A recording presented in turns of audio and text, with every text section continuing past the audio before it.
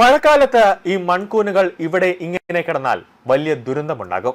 Home അപ്ലയൻസസും kitchen അപ്ലയൻസസും ഒക്കെ വാങ്ങുമ്പോൾ ചെറിയ തവണകളായി തിരിച്ചടയ്ക്കാനുള്ള EMI സ്കീമുകൾ മൈജി ഫ്യൂച്ചറിലുണ്ടല്ലോ. എക്സ്പീരിയൻസ് ചെയ്യാം നെക്സ്റ്റ് ലെവൽ ഷോപ്പിംഗ് മൈജി ഫ്യൂച്ചറിൽ. സോയിൽ പൈപ്പിങ്ങും ചരിവ് വ്യതിയാനവും കള്ളാടിയെ അപകടത്തിലാക്കും. ഈ ലക്ഷക്കണക്കിന് ക്യൂബിക് മീറ്റർ മണ്ണ് അടിയന്തരമായി ഇവിടെ നിന്ന് മാറ്റണം. ദുരന്തഭൂമിയെ വിഴുങ്ങുന്നതിന് ദിവസങ്ങൾക്ക് മുമ്പ്, കൃത്യമായി പറഞ്ഞാൽ ജൂൺ 25-ന് ചേർന്ന ഉന്നതതല യോഗത്തിൽ പൊതുമരാമത്ത് വകുപ്പ് special secretary Adeela Abdullah IAS നൽകിയ കർശനമായ മുന്നറിയിപ്പായിരുന്നു ഇത്. ഈ വാക്കുകൾ നിർമ്മാണ കമ്പനിയും ജില്ലാ ഭരണകൂടവും ഗൗരവത്തോടെ കേട്ടിരുന്നുവെങ്കിൽ ഇന്ന് കള്ളാടി മീനാക്ഷി പാലത്തിനു സമീപം ഒരു ജീവൻ പൊലിയുകയോ മനുഷ്യർ മൺകൂനുകൾക്കടിയിൽ അകപ്പെടുകയോ ചെയ്യുമായിരുന്നില്ല. ഈ മുന്നറിയിപ്പുകൾ വെറും ഫയലുകളിലാണ് ഒതുങ്ങിക്കൂടിയത്. മേപ്പാടിയിലേത് പ്രകൃതി ദുരന്തമല്ല, പച്ചയായ മനുഷ്യനിർമ്മിത ദുരന്തമാണെന്ന് ഉറപ്പിച്ചു പറയുകയാണ്.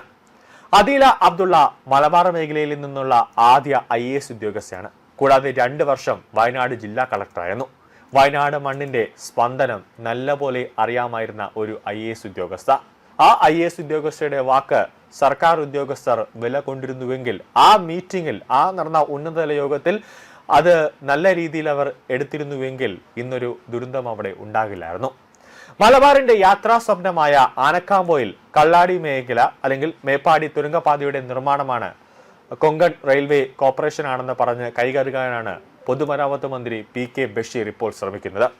എന്നാൽ കൊങ്കൺ റെയിൽവേ എന്ന പൊതുമേഖലാ സ്ഥാപനത്തിന്റെ മറവിൽ ഉപകരാർ വഴി 1341 കോടി രൂപയ്ക്ക് തുരങ്ക നിർമ്മാണം ഏറ്റെടുത്ത ഭോപ്പാൽ ആസ്ഥാനമായുള്ള ദിലീപ് ബിൽഡ്കോൺ ലിമിറ്റഡ് എന്ന സ്വകാര്യ കമ്പനിയാണ് ഇവിടെ ഒന്നാം പ്രതിസ്ഥാനത്തുള്ളത്. പാറമുഖത്തേക്ക് എത്തുന്നതിനായി ഇവർ 600 മീറ്റർ വീതിയിലും 30 മീറ്റർ ഉയരത്തിലുമാണ് നിർണായക മേഖലയിൽ നിന്ന് മണ്ണെടുത്തത്. എന്നാൽ ഇത്രയും ഭീമാകാരമായ അളവിൽ വെട്ടിയെടുക്കുന്ന മണ്ണ് സുരക്ഷിതമായ മറ്റൊരു സ്ഥലത്തേക്ക് മാറ്റാൻ കമ്പനി തയ്യാറായില്ല. സൈറ്റിലെ സ്ഥലപരിമിതി കാരണം നിർമ്മാണ മേഖലയ്ക്ക് തൊട്ടുമുകളിൽ തന്നെ അവർ കുന്നുകൂടിയിട്ടു. കുത്തനെയുള്ള ഈ വലിയ മൺതിട്ടകൾ ഇടിയാതിരിക്കാൻ താത്കാലികമായി ചെയ്ത കോൺക്രീറ്റ് പ്ലാസ്റ്ററിംഗ് കനത്ത മഴയിൽ തകരുകയായിരുന്നു. ഇതോടെ കളിമണ്ണും കോൺക്രീറ്റ് അവശിഷ്ടങ്ങളും മഴവെള്ളത്തിൽ കുഴമ്പ് രൂപത്തിലായി താഴേക്ക് കുതിച്ചൊഴുകി.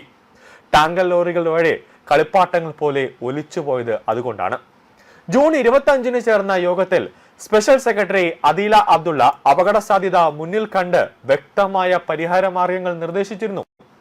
നിർമ്മാണ പ്രവർത്തനങ്ങളുടെ ഭാഗമായി ഉണ്ടാകുന്ന ഏകദേശം 1 ലക്ഷം ക്യൂബിക് മീറ്റർ മണ്ണ് താത്കാലികമായി സൂക്ഷിക്കാൻ സൈറ്റിൽ സ്ഥലമില്ലെന്ന് കൊങ്കൺ റെയിൽവേ അറിയിച്ചപ്പോൾ അതിനായി അനുയോജ്യമായ സ്ഥലം കണ്ടെത്താൻ വയനാട് ജില്ലാ ഭരണകൂടത്തിന് അടിയന്തരമായ നിർദ്ദേശം നൽകിയതാണ്.